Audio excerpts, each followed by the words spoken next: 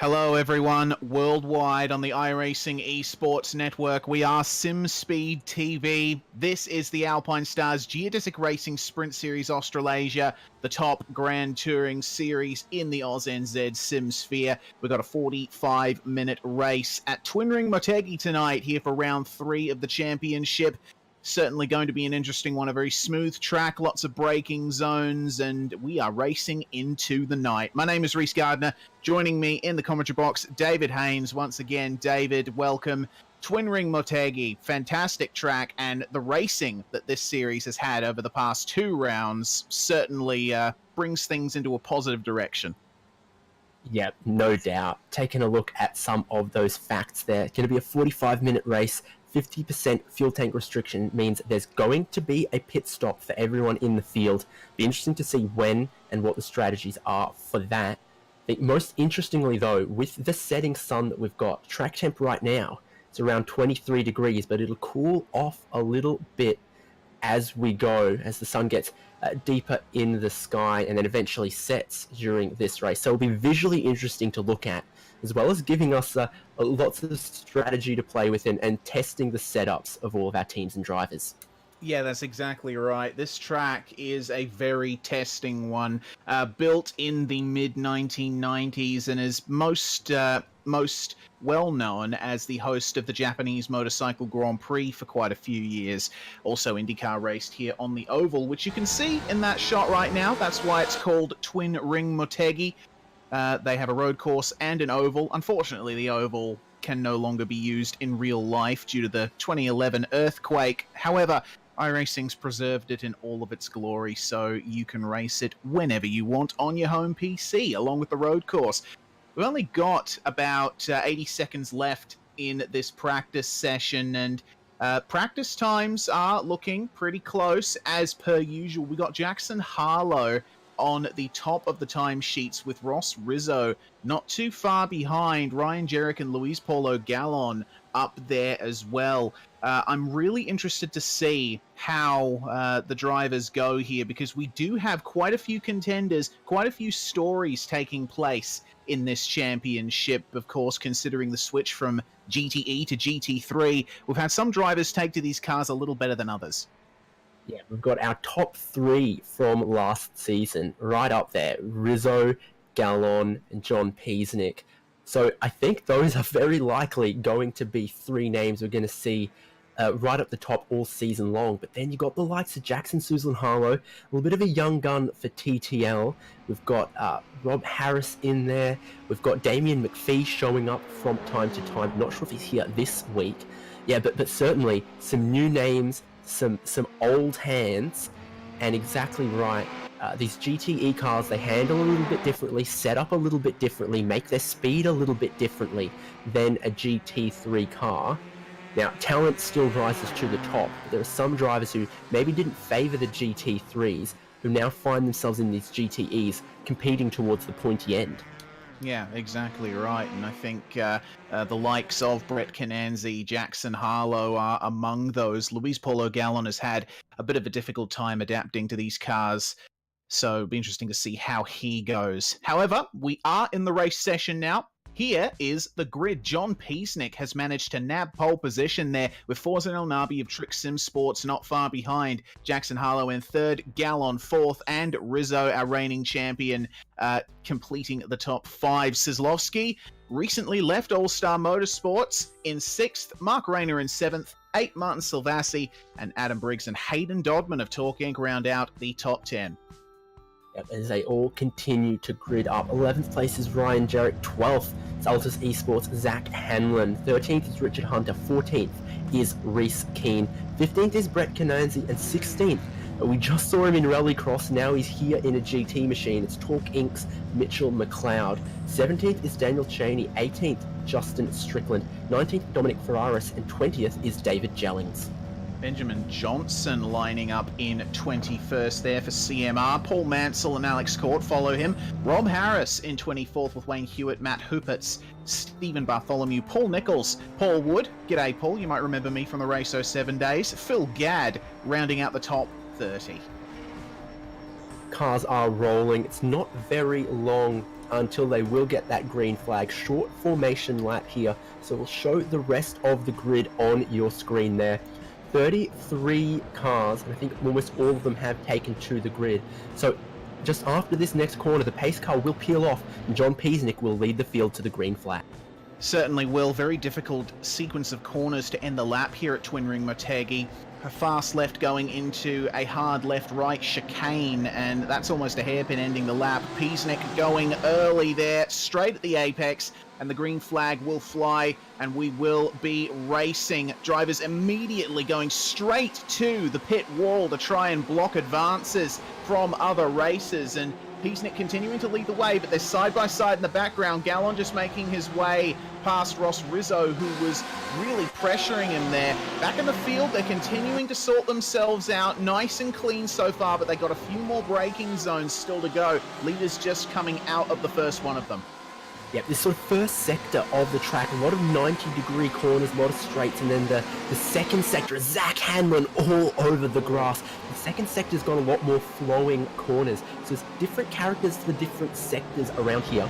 And Zach Hanlon has got himself back on track there in his Ford GT, crosses in front of Ryan Jerrick, I think. Certainly an adventurous first lap for him. Yeah, certainly, and this sequence of corners that they're just going through now, brilliant set of turns. A couple of sweepers going into a very heavy braking zone for a hairpin. You can see that Harlow is really pressuring Forzan El Nabi there. Most of the field just going into single file, but then they come to what is probably the slowest corner on the circuit. It's very long, seemingly endless hairpin.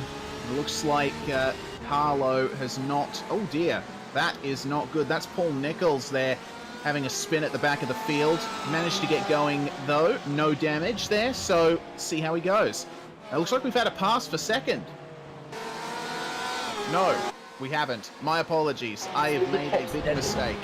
In the order that they were on the grid, Peasnick, El Nabi, Suzlin, Harlow, and a problem now, I think that on board with Wayne Hewitt of Red Pepper Racing. There's a big dent in his rear wing. I guess we'll see what happened to him. Yeah, certainly. So, instant replay thanks to CPR Kart Parts here. Thank you for your support, guys. Let's have a look at what happened to Wayne Hewitt here. Oh, he just lost it under brakes. Bit of a lock-up. And it was contact with the wall. Good thing no one else got involved in that, though. Yeah, exactly. So maybe a problem with his ABS settings or a brake bias. There's no ABS in these cars, David. Apologies. Yes, there's ABS in the GT3s. So yeah, that's a problem with the ABS. He hasn't got any. So yes. Yeah, the problem exists in the driver's seat there or with the brake bias. Yes, indeed.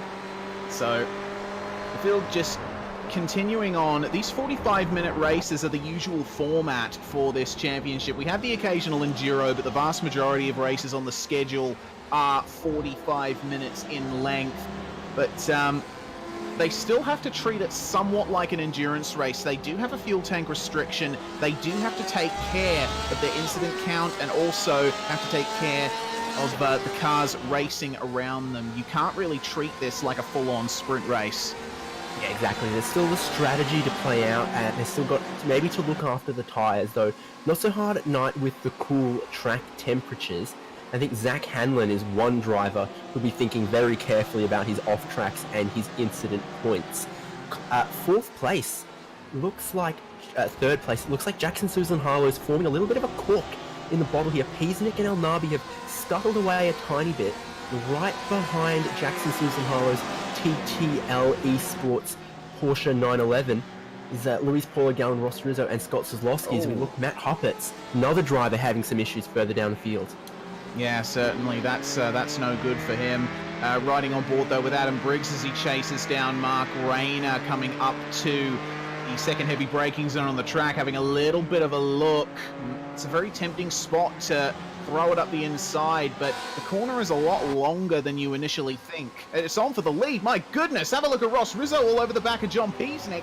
Onto the grass. Sorry, that's Forzan El Nabi. My apologies. But these guys getting very close up the front. El Nabi's absolutely dropped Harlow there, and Harlow facing a lot of pressure from Gallon. Yeah, didn't see exactly what happened there, but Forzen El Nabi clearly had a run at John Peasnick, who's not given him a car's width to the inside, forced El Nabi off onto the grass. Both of them carry on, no damage, but Peasnick is trying very, very hard to not let Trick SimSports driver Forzen El Nabi through. It has put these two a little bit closer to that battle pack behind Jackson Susan Harlow, Luis Polo Gallon, Ross Rizzo, and Scott Kozlowski. Indeed. Paul Nichols has been given a black flag by race control. Not quite sure what that one was for. They come across the line once again, or is that the line for the East Circuit? I think it is. Yep, those. This is another quirk of this circuit here at Twin Ring Motegi. Actually got two layouts that can be run simultaneously: the West and the East layout. East layout, of course, having its own pit lane. We visited that circuit in V8 Supercar racing quite a few times, but I haven't seen many races here at the full Twin Ring Motegi layout broadcasted here. Exactly, one of those circuits with two pit lanes, like Yas Marina Circuit, Abu Dhabi, or some of the other ones. Mitchell McLeod going rally crossing. Mate, that was earlier. This is Sprint Series Australasia now. Yeah, Reese Keane, unfortunately, involved in that as well. That was a replay. We go back live, and they're continuing to battle quite hardly here for 7th backwards. It's quite immense seeing these cars in such close quarters, and Hayden Dodman, McLeod's teammate, going for the move there on Adam Briggs. Briggs not letting him get away with it. Look at the traction on the outside. That is fantastic. Gonna go side by side through this flat out right, but oh goodness me, we called a really awesome side by side battle last Thursday, David, but unfortunately these cars don't quite have the aero grip that the F3 has, so I don't think that'll be an iRacing February top 10 for us. Oh, deep on the brakes to the inside. I believe that's McLeod, isn't it? No, that's Dodman. Dodman, an unpainted Ferrari GTE. Side by side, they still are though. So no matter what we call, plenty of action, Reese, and they're gonna stay side by side. I'm repeating myself from a week ago. They come down towards the last two corners. The inside line belonging to Adam Briggs there, I believe. Yeah, we've got the Altus Esports car there in the background looking to try and make some moves. That's Hanlon there in the background. Oh my God, Briggs! Oh, round he goes. And that is the prime example of how difficult that last sequence of turns at Motegi is. It's pretty unsighted. There's a couple of complex apexes in there, and he's just lost the rear of the car.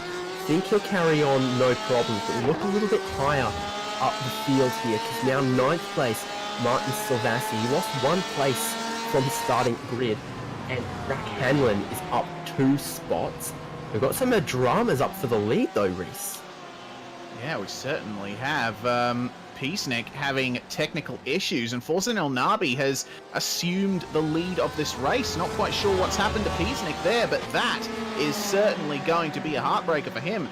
Looking at Dominic Ferraris, though, trying to defend here. I believe that might be Reese Keane. Whoa, have a look at that Ferrari getting in on the back of that battle. That's quite interesting. That was Paul Mansell for Armatrix Racing. Unfortunately, ending up behind. And Rizzo with tech issues as well. We're seeing quite a few. Oh my goodness! Oh dear, Reese Keane. Little bit of over-rotation there on the apex, but he's managed to get it going. Quite a bit of shuffling going around back there in the pack, but oh my goodness, technical issues all over the place at the moment. Yeah, and so the disappearance of John Peasnick, just like Harold Holt, has promoted someone else to the lead. And now Jackson Susan Harlow is also elevated into 2nd place. He's still leading that train in the same order. Luis Paulo Gallon behind him. Behind that, defending champ Ross Rizzo, and tailing along, maybe saving some fuel, maybe thinking about his strategy, or maybe just using the slipstream. 5th place now is Scott Kozlowski, and we see them coming down, finish 1 more lap. Yes, indeed. Harlow doing very well to hold off Luis Paulo Gallon's advances. And in the box seat at the moment is Forzen El Nabi. He's got quite a good lead. He doesn't have to worry too much about these guys behind them. They're fighting amongst themselves. And at this early stage of the race, we're only coming up to about 10 minutes worth of racing completed. So this is a really good position for El Navi to be in right now, because you can see Gallon, he's just trying to get on the back there of the second place car. Zach Hanlon, though, this is going to be a pass for 9th position. Ryan Jerrick battling quite hard with Zach Hanlon there, but Hanlon has managed to make it work this time. Yeah, exactly. Moving up through the order a little more is Zach Hanlon after a very dramatic first lap. Still, Jackson Suzlin Harlow just holding on or just dragging these guys along, whatever the case may be, because I haven't seen any looks to the inside, any moves to suggest these guys are doing anything but just circulating around together. Then maybe after the first pit stops, they'll really turn it on. Yeah, that definitely seems to be the way of things. Like, yeah, I think back to my earlier remarks about drivers treating this a bit more like an endurance race. Oh, speaking of, unfortunately, Phil Gadd making his way back onto the circuit after an off, and Gallon continuing to pressure Harlow up in front. Riding on board with him, we can see the kind of wheel work you got to deal with around this track, and that final complex, it's so hard to get an efficient exit. Yeah, exactly. In a bunch of different cars, you're never quite sure you hit the correct line, and we're seeing the conditions out there, despite a cool track and the night times, everyone's looking like they're dealing with a little bit of oversteer, like all the cars are a little bit leery. The balance of the car isn't quite giving everyone confidence, and they're not driving to 100% right now. So Ross Rizzo is looking pretty close to Luis Polo Gallon, and Scott Zylowski looking like he's dropped off a little bit, as using all of the available circuit and then more as Luis Polo Gallon. We had someone else in a Ford GT around. I think they've got no damage and managed to continue, has Benjamin Johnson. We keep watching this fantastic battle for second place, close as it's ever been, Reese. Yeah, certainly. Rizzo's right on the back of him here, and that is the first defensive move we've seen in a while from Harlow. He knows that Gallon is coming. It's easy to defend through that section because you've got those very long flowing corners, but up into this braking zone, Gallon is going to use that out braking to all of the advantage that he possibly can. Look at Rizzo! He's getting in on this as well! This is the kind of racing that Motegi brings, especially in these night conditions. The reason I think we've seen so many cars spinning is because of the lower temperatures and the drivers having to deal with that twitchiness. But now this is a 4-car battle here for second place, and then Rizzo's going to go through there on Gallon, but has he overshot? He's lost a little bit of apex speed. He's managed to hold on though. So Luis Polo Gallon going offline to try and get around Jackson Suzlin Harlow, in the end compromised him and let Ross Rizzo through up into third place. Yeah, and once again, Gallon running a little bit wide over that exit curb, so that's going to give a bit of an advantage to the Ferrari behind him. Meanwhile, Zach Hanlon can't seem to be left alone by Ryan Jerrick, can he? No, certainly not. They're in a close battle there for 9th place. Richard Hunt is still on behind them as well. We're watching from this great camera angle right now. You get a great look at all of those lights on the Ferrari GT. You absolutely do. All 6 of them. That's pretty intense. And like a spider. Yeah, certainly. Well, do spiders have like 8 or 10 eyes? I don't know. Sure. I don't get too close to them. We're sim racing esports casters, not insect biologists. Looking on board here at Kozlowski from Rayner's position, that is quite interesting. Kozlowski dropping off from the second place battle. Not quite sure what happened to him there. He was right on the back of those guys. Have a look at Gallon. He's really putting on a show in Rizzo's mirrors. Doesn't seem to be doing much though. No, I'm not quite sure that will upset Ross Rizzo at this point, but whatever happened for Scott Kozlowski, it's dropped him back off that train, and now he's 5th place, leading a different train of Mark Rayner, Hayden Dodman, and Martin Silvassi. So it's battles everywhere up and down the field, as going wide is Jackson Suzlin Harlow. Now Ross Rizzo fancies 2nd place if he can get it. Has Suzlin Harlow gone in too deep? Has he compromised his exit off the final corner? My goodness, but he's struggling somewhat regardless. Yes, he's compromised his exit just a little bit, but It doesn't seem to have faltered too much. Kozlowski under a lot of pressure there from Mr. Rayner, and Hayden Dodman looking to get in on this as well. I'd be interested to see what's happened with Kozlowski in the last couple of laps, because that's bizarre how much he's dropped off. Yeah, don't see any damage on the car. He must have just spun it around or gone off the track somewhere and carried on. He's got Rayner, Dodman and Silvassi right behind him. A little bit of a Ferrari train here for 5th, 6th and 7th. And that Porsche 911 RSR, Trick Sim Sports, hanging on behind. Yeah, I believe that's Martin Silvassi there behind them, fighting for that particular position. Going through this section, it's so difficult to keep that front end grip up, because as we take a look at the battle for second once again, these GTE cars are quite a bit aero dependent for their category of racing. I did talk about the fact that they don't have as much aero grip as other cars, but it still does play a significant part in the way these cars handle tracks like Motegi. And Motegi, I think, is a very good track for these cars. It's very smooth.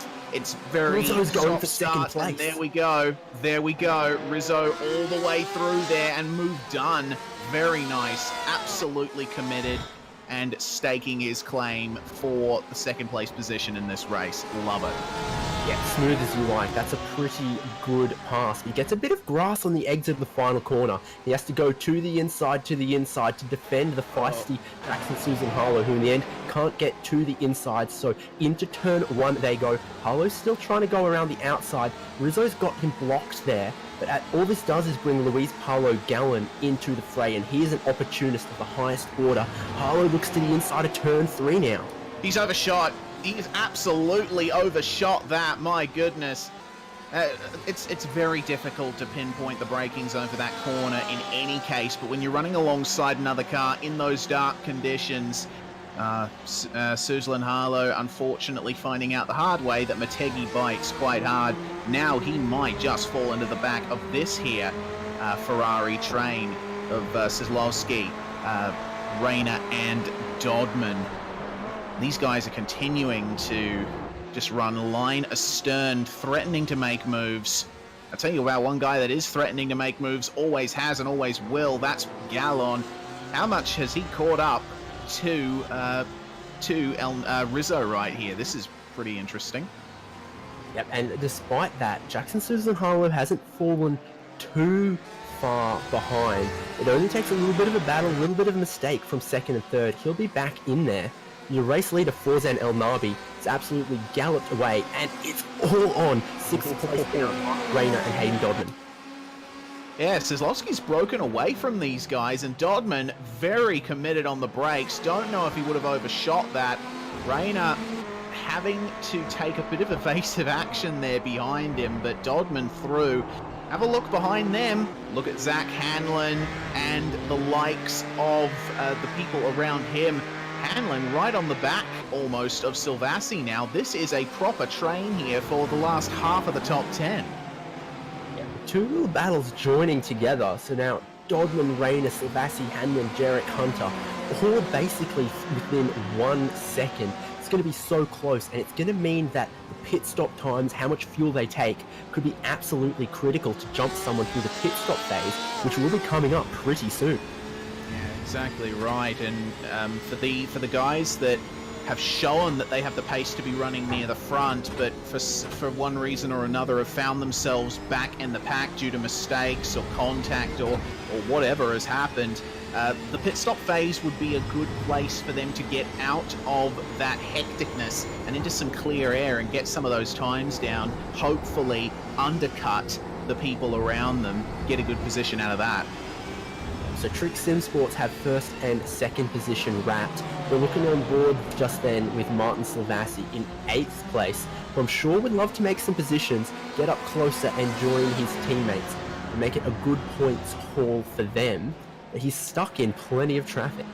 Yeah, he certainly is. Is running up behind Rayner there and facing a lot of pressure from behind from Hanlon. Speaking of Hanlon, he seems to have finally gotten a bit of a gap from Ryan Jarek, and Silvassi just lifting off slightly. Silvassi is definitely one of the drivers that flies a bit under the radar at Trick Sim Sports. You see the likes of Rizzo, El Nabi, and Anthony Winkleman getting the headlines and getting the wins and all that sort of stuff. Martin Silvassi, he's slightly in the background, I think, when it comes to Trick, but he is still a fantastic racer in his own right, and he wouldn't be at that team for nothing. Oh, Cananzi. Goodness me, that is a very awkward spot for someone to go off. Brett Cananzi, I think that might have just been a spin out of the final corner. Let's have a look at a replay, David, see what happened. Definitely lost control in some way. Did he jump or was he pushed? Well, he got some grass on the exit of the corner before.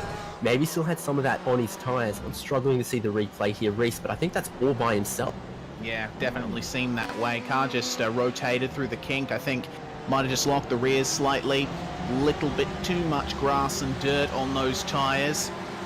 Silvassi, as we go back live, is still putting a lot of pressure on the back of Rayner, the number 7 there, in 7th place.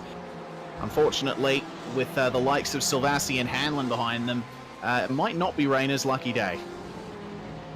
Yeah, I mean, if you look at some teams that are good in some GT machinery, Trick Sim Sports and Altus Esports behind you, you might feel that pressure. Zach Hanlon so deep on the brakes. Does he get it turned?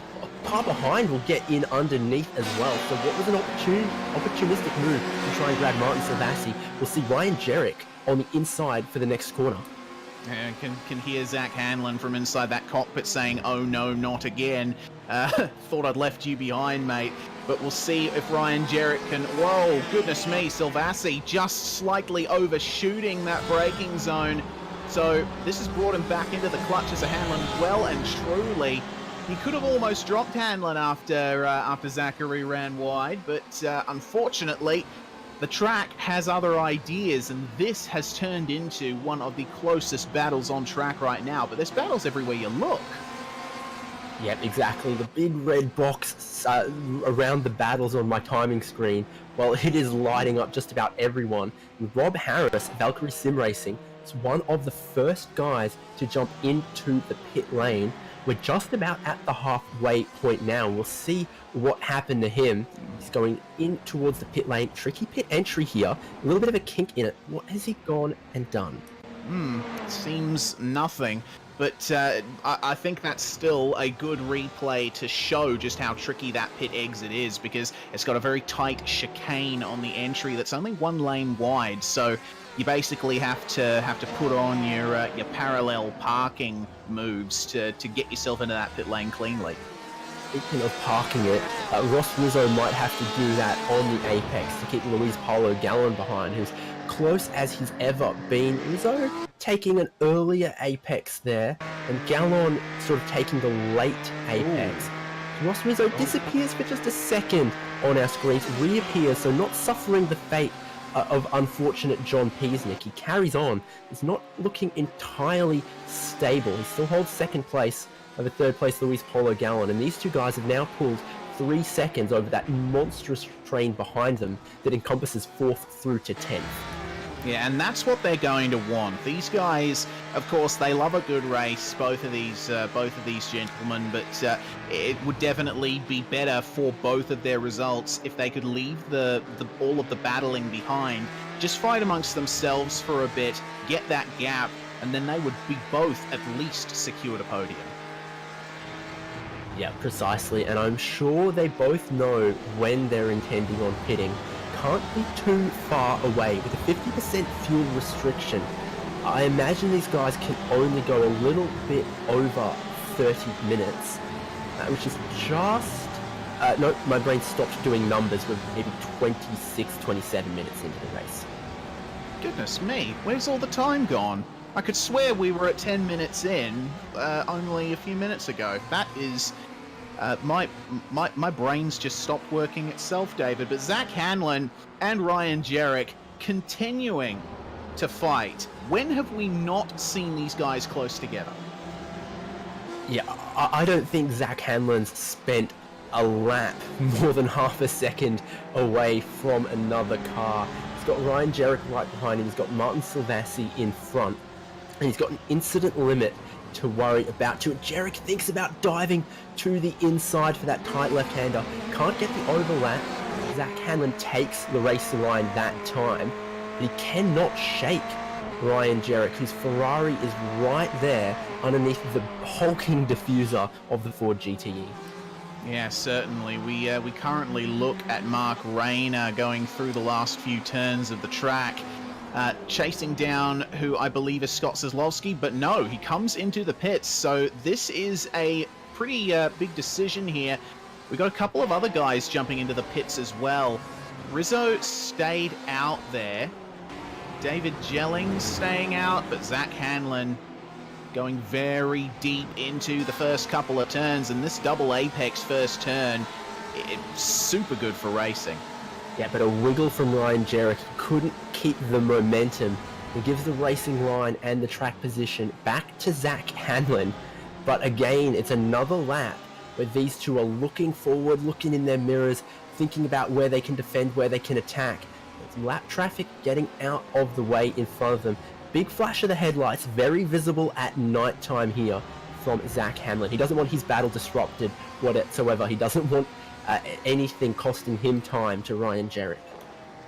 Yeah, certainly not. We're just hearing from our director, the Forza Nabi lost a lot of time on his previous lap, which is quite interesting.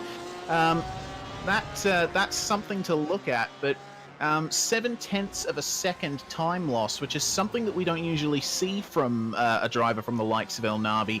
He still maintains a good lead, though. Just a little inkling of maybe some issues for Forzan.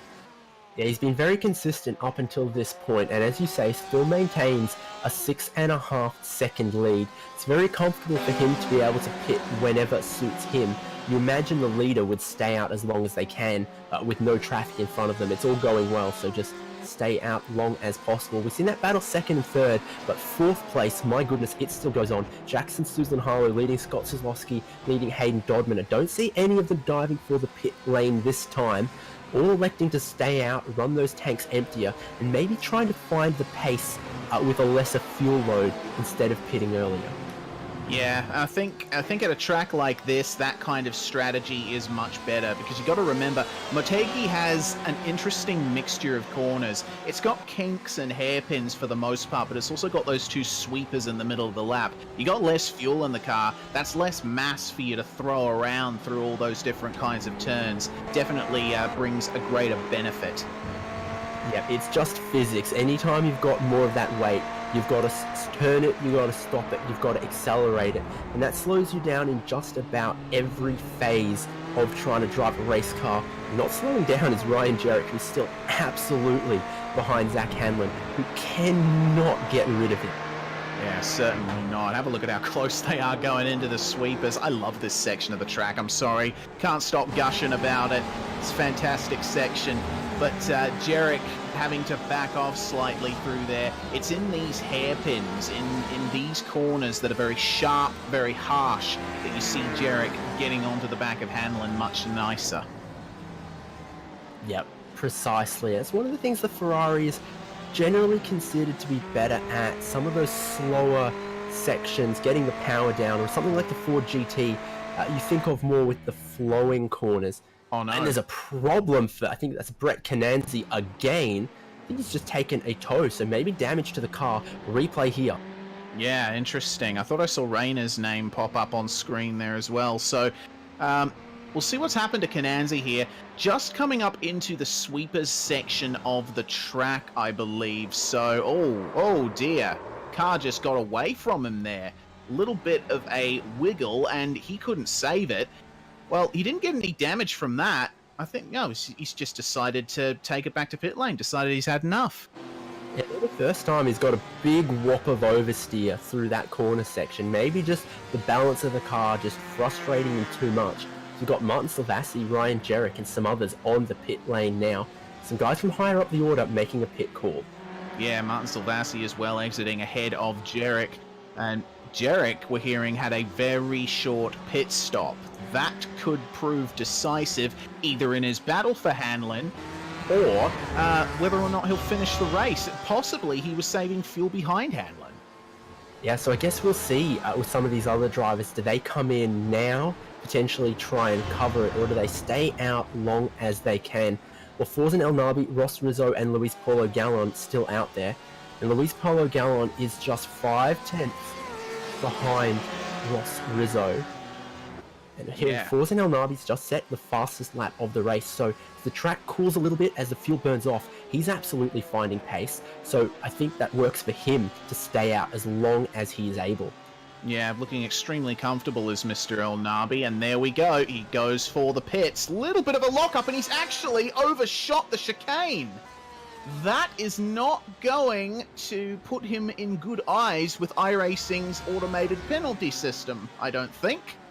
Yeah, that could be a penalty for unsafe pit entry. I guess we'll see how long he's held stationary. That could have been a very, very costly mistake. Lots of other guys follow him in as well, but staying out, Ross Rizzo and Luis Paulo Gallon. So El Nabi, 10 seconds stationary for El Nabi, and he gets going again. So maybe he's just gotten away with that. Maybe that's the quickest pit entry, but it didn't look like what you'd want to do. It looked a very risky move. Yeah, it certainly did. That's very unfortunate. You would have at least gotten an automated slowdown penalty from that one. But such is Motegi. Martin Silvassi, though, coming just behind Jackson Harlow. And there we go. Look, Ryan Jerrick has managed to jump Hanlon there. That is really interesting. Jerrick with some technical issues, though. Zach Hanlon has got a face full of Ferrari. Yeah, the tables have absolutely turned here, but they're as close as they were before, just with the order reversed. And if Jerrick can make that Ferrari very wide, no one will be getting past him. And Richard Hunter is trying to make his way through past on Mark Rayner. Yes, indeed. These guys battling quite hard. Rayner has been in the wars, I think, a bit in this race. He's always had someone to battle with. But now this battle for 8th, 9th, and 10th, Hayden Dodman, Ryan Jerrick, and Zach Hanlon has gotten very warm. It's getting a bit toasty in those cockpits, I believe. Yeah, Jerrick looking like he'd like to get past Dodman sooner rather than later. Misses the apex a little bit. Zach Hanlon is right there. Don't want to take my eyes off this, but our leaders have come into the pits as well.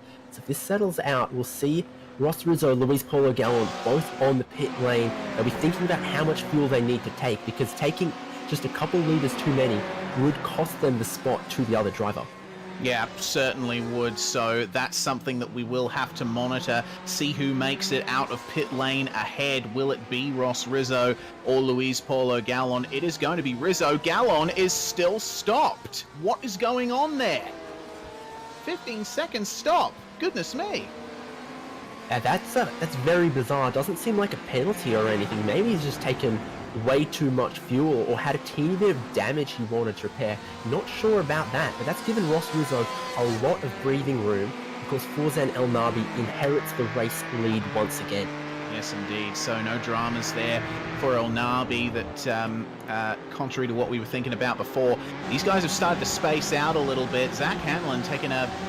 Wow, that's quite a narrow line through that section. I'm not sure why he was doing that, but he's fallen back slightly from Jerrick and Dodman, which is interesting to see. He's actually run wide there as well. Oh no, that's Gallon. Gallon spun. Second mistake in as many laps. That's going to cost him all the way down to 12th place. Replay, of course, how he's done that. Looped it around. Yeah, so what went on for him there? He seemed okay coming down the straight here, but remember, this was his first lap out of the pits, so just locked the rear slightly, and around he went. There was no recovering that, unfortunately. Big shame. That thing was loose on entry. The moment he put any steering input in, the rear tyres weren't having any of it, so it must have been rear tyres locked up or something. We watched a bit of traffic for Jackson Susan Harlow and Martin Silvassi in the battle for 4th place, and I tell you what, hasn't Silvassi done well through the pit stop cycle? He was battling down in 8th or some, and now he's looking at grabbing 4th place. what I said about Silvassi before, a little bit in the background, bit of a dark horse, but he definitely comes to the fore when the time comes.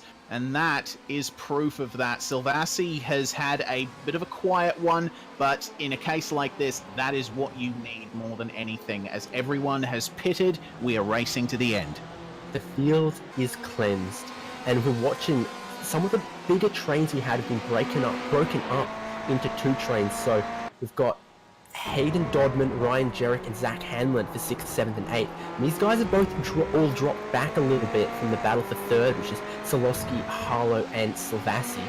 But I tell you what, Zach Hanlon is going to need, once again, to try and find a way past Ryan Jerrick. Lots of battles in the top 10. Look at those 2 3-car battles we've got. Yeah, excellent stuff from these guys as they go underneath the bridge, the oval passing over them there. And Dodd, I tell you what, the stars of this particular section of the race, I think, have been those 2 red Ferraris, Dodman and Sizlowski. They've both managed to play the race, play their cards just right. They are at the front of their respective battle packs and looking very good. Yeah, when Jerrick came out of the pits, he was right on the back of Hayden Dodman, but I think Hayden Dodman's found a little bit more balance, a little bit more composure, because now it looks more like Jerrick is under pressure from Hanlon than Jerrick is pressuring Dodman. Yeah, definitely seems that way. It's certainly interesting to see. Jerrick, though, I think we still got to think about his fuel. How much fuel does he have left? Does he have enough fuel to make it to the finish? Does he have to fuel save a little bit more? Because remember, his pit stop was bizarrely short. You correct me here if I'm wrong, but I'm seeing 8.8 seconds of fuel for Ryan Jerrick, whereas Ross Rizzo, who most of the race had no slipstream, no draft, took 8.9. We know Ross Rizzo is absolute feather on the throttle. He can get away with that kind of thing. So if Ryan Jerrick's been just a bit clever through the first stint of the race, using the slipstream, rolling out of the throttle early in some places, I absolutely think it's possible, but he'd need to be very confident in that number. Yeah, he'd have to be. We did see when he was behind Hanlon, he was rolling out of the throttle a bit early, so who knows? Maybe this is the game that he's been playing all race, but I'll tell you what, he's actually done a good job to draw back up to the back of Dodman here. Yeah, and time ticking away, Reese, as you say, flying by, nearly just 8 minutes left to go. Sooner or later, these guys are going to have to pull the elbows out, because right now they're being rather well behaved. Jerrick's so deep on the brakes behind Dodman there, but it compromises his exit. And someone is around. That's a Porsche. It's a blue Porsche, and it's Richard Hunter, and that's not immediately seeing where that is, but he's been around a few times. So grab a replay of that, see what happened, Reese. Yeah, Richard Hunter not had the best race here. Quite a few issues, unfortunately, with that car. Once again, it's just losing the rear end on entry, and once that thing goes round, you got to remember it's a cool track, biases the car more towards oversteer, so you do not want to slide the car too much in those cold night conditions. Unfortunately, Richard Hunter falling foul of that, but who's that stop there? Car, Dominic Ferraris, sorry, I've got that wrong, the colours are the same, but Dominic Ferraris is just parked on the exit of the final corner. Either he gets that moving soon, or there'll be a problem. Yeah, certainly hope so, but Jerrick, super pressure being put onto the back of Dodman there. They have left Hanlon behind, so Jerrick obviously looking very confident here. Well, they're coming up on some traffic as well. That's not going to help matters. Jerrick just having a little bit of a look. Who was that flashing their lights? That must have been Jerrick. Oh Zach boy. Hanlon's been dropped off the back a little bit of these two. So the two Ferraris galloping away just a little bit are the prancing horses. Hanlon's not entirely out of it behind them. This battle continues, as is it in front of them. It's where Solowski is still trying to hold off Jackson, Susan, and Harley, but watching Jerrick again deep on the brakes, closing right up, sort of compromising his run through the corner a little bit as they come towards the tightest hairpin.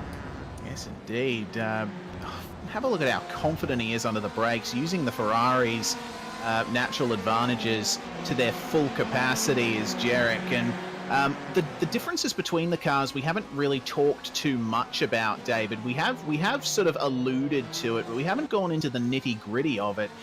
You did talk earlier about how the Ferrari is good at those point-and-shoot, slow mechanical grip styles of corners. The Ford is more aerodynamically inclined. It's good in those fast corners. And correct me if I'm wrong, but does the Porsche have a bit of a straight-line speed advantage?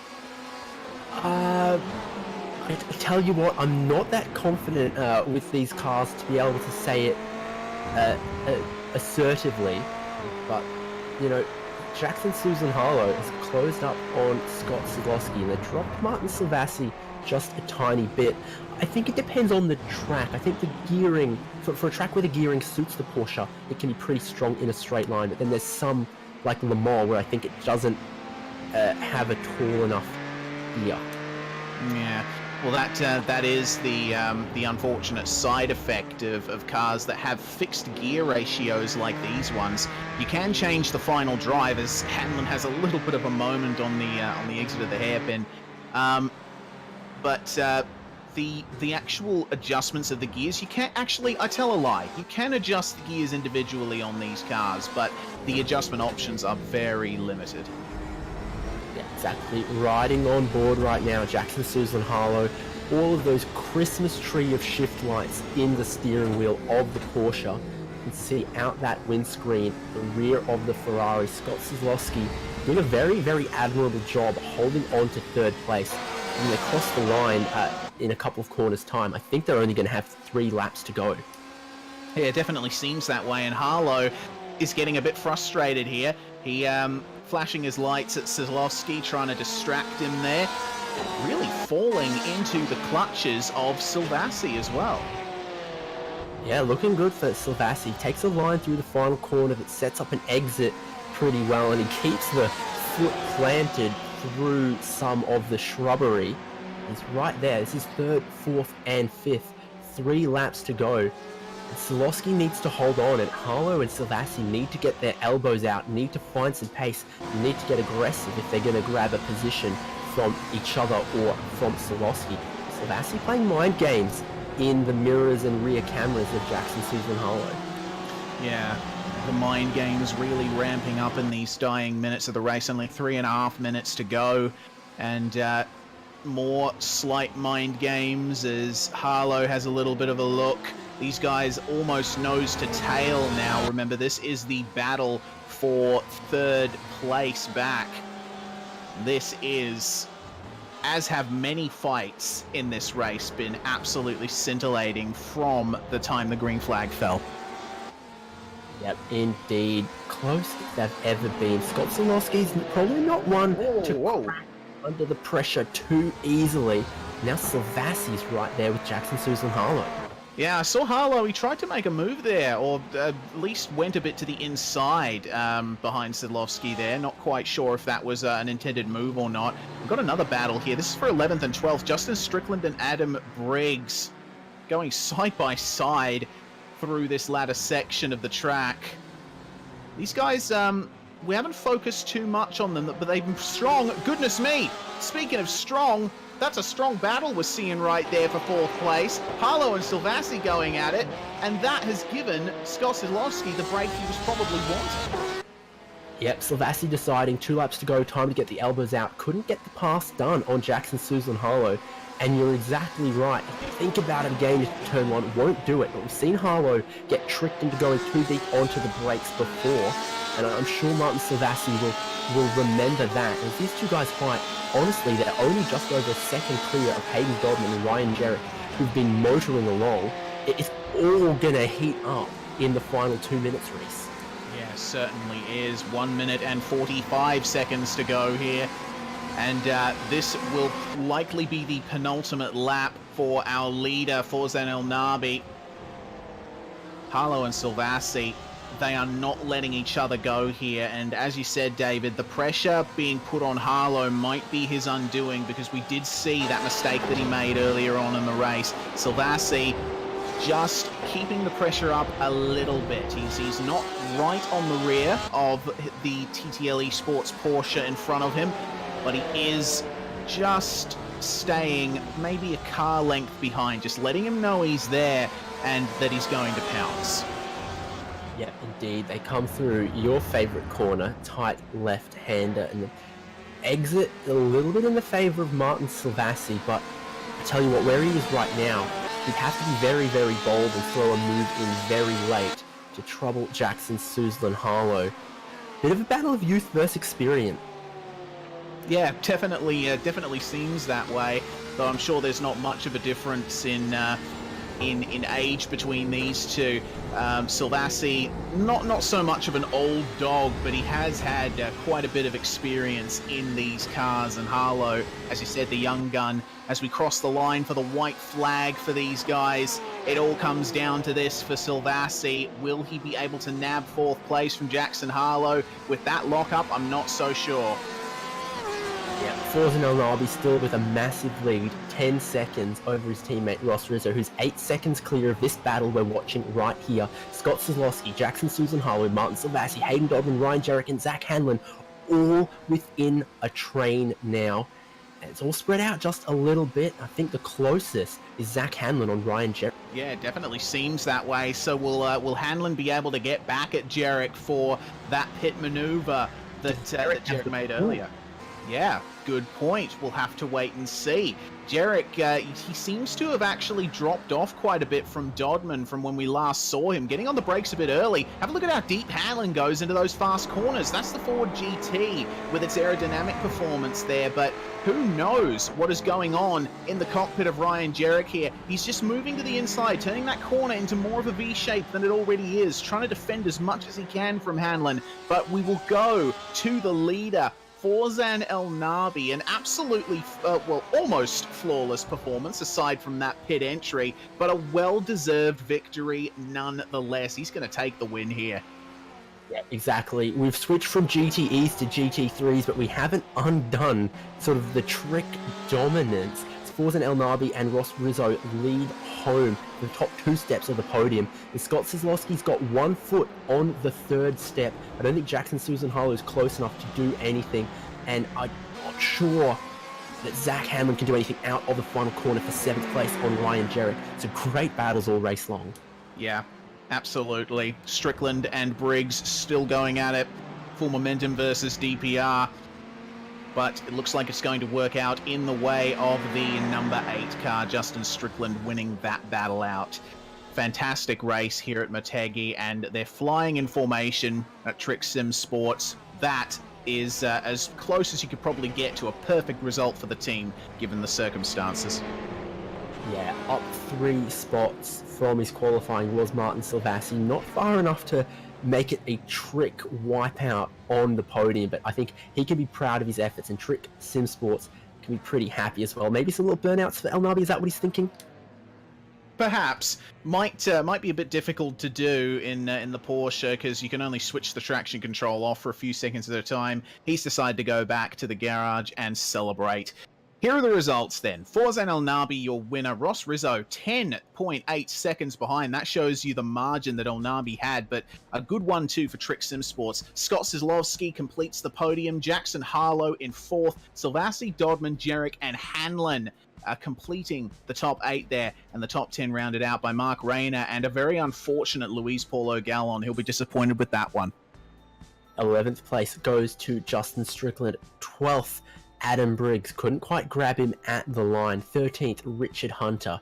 14th, Daniel Cheney. 15th, David Jelling. 16th goes to Paul Mansell. 17th is Mitchell McLeod. 18th is Reese Keane. 19th is Rob Harris. 20th is Benjamin Johnson.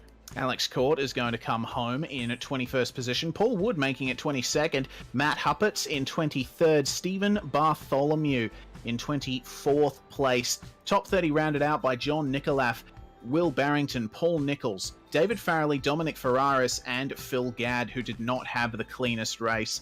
And we've only got 3 more cars here in this field. Brett Cananzi and Wayne Hewitt, both very unfortunate races for them. And John Peasnick, the big heartbreak story. Unfortunately, having technical issues, he could have won that. Yeah, precisely, Reese. A great battle the whole way through, and my oh my, did the top 10 just really turned it on all race for 3rd through to about 8th position. We didn't know who was going to finish where, who had the upper hand, who had what for strategy. I loved that. These 45-minute races, pretty action-packed, and my goodness, I can't wait for the next round. Yeah, absolutely. That was an absolutely fantastic race there. And we are going to go to our driver interviews presently. The first guy we're going to bring in is, of course, our race winner, Forzan El-Nabi. Congratulations, Forzan. You are the winner. It seemed like a pretty quiet one for you, but I guess that's the best way to go about it. Yeah, I guess so. Pretty much when John dropped out, unfortunately, it was pretty uneventful race on my end. I was wanting to go to bed for most of that race. I'm sure you would have woken up with that pit entry though. No, definitely wasn't planned. But yeah, I mean, didn't really practice any pit entries before the race, so yeah, came in pretty unprepared, and yeah, it was good to get the win, obviously, but yeah, that's about it. Well, nonetheless, a 1-2 for Trick Sim Sports. You must be absolutely ecstatic with that. Yeah, no, all the boys are really happy. Ross was really happy. Marty as well. He got 5th as well. So yeah, Trick boys will be pretty happy. I think Anthony's watching as well. He's off on holiday, and yeah, I promised him I'll win tonight. So yeah, might have a new contract on the table when he comes back. Awesome stuff. Probably a good time to thank the sponsors then.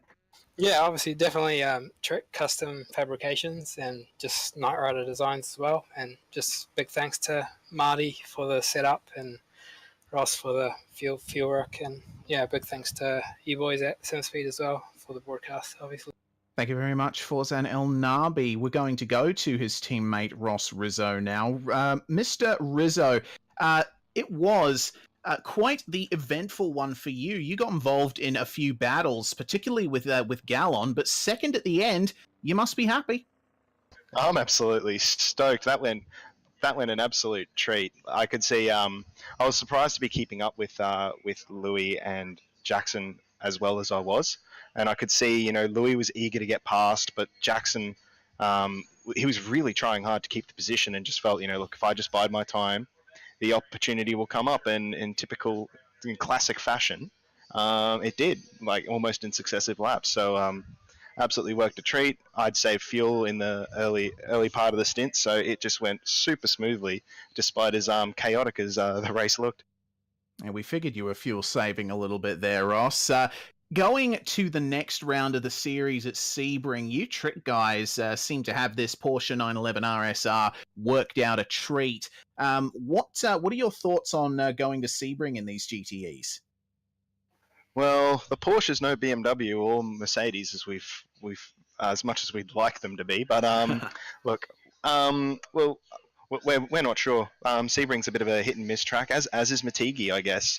So look, we'll put our best foot forward, have a crack. Anthony should be back, so we'll be on firing on all cylinders, and hoping for the best. Firing on all 6 cylinders of those flat 6 engines. Thank you very much for joining us, Ross Rizzo. Congratulations on the 1-2 for Trick Sim Sports. Finally, we're going to go to our 3rd place getter, Scott Zlowski. Scott, you have just left the team that you have been a part of for a very long time, but you seem to have not lost any of your pace. Yeah, thanks, Reese. Tonight was actually my last race for ASM, so I'm really happy to be able to go out on a high at a track that I actually really don't like at all. Motegi is probably one of my most hated tracks in the world, so I'm actually a bit surprised. But I may as well take this opportunity to thank ASM for everything they've done for me over the last few years, and I made a lot of friends there, and we'll be catching up at the Bathurst 12 Hour on the weekend. But yeah, on to bigger things, and yeah, hope the pace in the Ferrari stays. Yeah, certainly seemed like you had it worked out there. What was the race like for you strategy-wise? We saw quite a bit of scintillation in the battles that you were a part of. Yeah, it was pretty hectic. I was lucky enough to be able to stay with some of the faster guys. Obviously, Forzen and John before he dropped out were way too quick, but I was happy to stay a part of the train at the start of the race, which allowed me to save a bit of fuel and paid dividends during the pit stop. I took a punt on fuel and took a little bit less than I probably needed, and I was able to jump Jackson in the pit stop and come out, and then luckily I was able to hang on. And I was trying to back him into Martin a little bit. I know I saw them on the relative having a little battle, so that helped me out a bit as well. But yeah, the first half of the race really allowed me to play some games in the second half and end up on the bottom step of the podium. Certainly did. Are you looking forward to Sebring? Yeah, Sebring's a bit hit and miss for me sometimes. I'll either hit a 6 or I'll be out for a golden duck. So it'll be interesting when we start with some practice, and hopefully we'll be back here talking to you again next Wednesday night. Under a different team colour? Keep you an eye out. Rightio. We'll see about that. Well, Scott Soslovsky, your last race for All Star Motorsports, and I suppose this will be your last time to thank the sponsors for them. Yeah, thanks to Ratcorp and Sim Racing Collectibles, and again, just thanks to Brant Tucker and Brock Cadday and everything they've done in terms of management over the years. Really appreciate it, and it's been great fun. Very gracious exit from All Star Motorsports for Scott Sedlowski, and a podium to top it off. Thank you very much for joining us, Scott. It's time for us to say goodbye, though, David. What a race that was. Yep, round 3 in the bag. Elation for Trick Sim Sports, and I think heartache for John Peasnick, and disappointment for Louise Polo Gallon, and Damien McPhee not showing up. So definitely going to shake things up in the drivers' standings order, and there's plenty of races still to go, and we know that it's always a long season in Alpinestars Geodesic Racing Sprint Series Australasia. The guys who just keep turning up, keep getting good results. That's where someone like Ross Rizzo can snag a championship. So we'll keep a very close eye on this series, the coming rounds, and I hope you'll join us for them as well. Yeah, certainly. We've seen Ross Rizzo snag a championship that way 3 times in a row now, haven't we? So he's definitely in a very good position for that. Well, tonight's proceedings are over, but the fun does not stop here on SimSpeed TV. Tomorrow night, we have got the Oceanic Sim Racing Formula 3 Championship over on our channel. Just go to SimSpeed and it will be there. On Friday, back here on the Esports Network, we've got the Australian Online Supercar Championship and Monday night official V8 Supercar Racing. And then next Wednesday, 1 week exactly from now, we're going to do all of this again. Rallycross at Sonoma, and then we're going here for Sebring. Very bumpy circuit, very old circuit, and awesome racing as per usual. Thank you very much, everyone, for watching. Make sure to subscribe to the iRacing Esports Network and subscribe to us at SimSpeed TV. Every little bit helps. We love bringing these races to you, and we hope you can join us for the next one of these. The Geodesic Racing, Alpinestars Geodesic Racing Sprint Series Australasia. Thank you very much. We'll see you next time.